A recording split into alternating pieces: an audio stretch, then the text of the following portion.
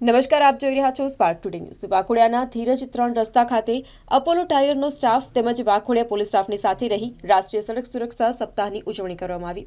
રાષ્ટ્રીય સડક સુરક્ષા સપ્તાહ 2024 ઉજવણીના ભાગરૂપે અપોલો ટાયરની ટીમ અને વાઘોડિયા પોલીસ સ્ટેશન દ્વારા વાહન ચાલકોને જનજાગૃતિના ભાગરૂપે સમજણ પૂરી પાડવામાં આવી, જેમાં રોડ ઉપરથી પસાર થતા વાહનોને ઊભા રાખી અને વાહન ચાલકોને ફૂલ આપી સ્વાગત કરી સમજણ માટેનું ટેગ આપી સડક સુરક્ષા વિશે જાગૃત કરવામાં આવ્યા।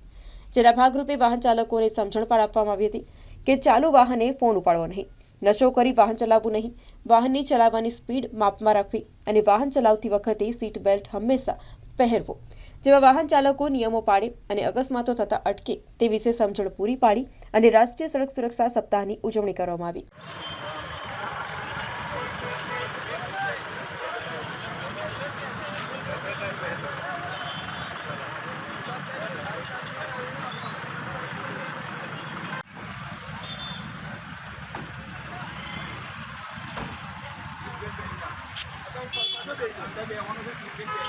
Upadhyay safety manager Apollo tyres લીમડાના રિપ્રેઝેન્ટેટિવ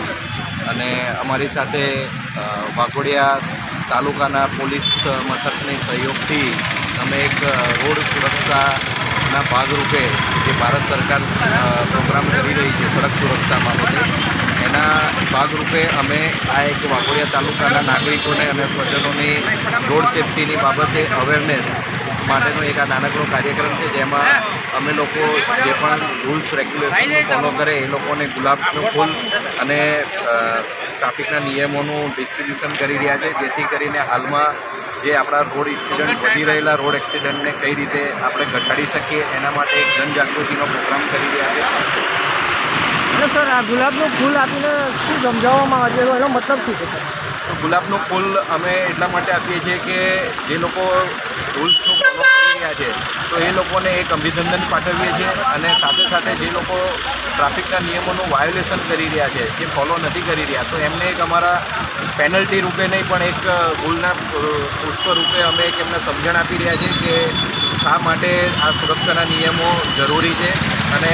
આના ફોલો કરવાથી આપણા પરિવારનું આપણે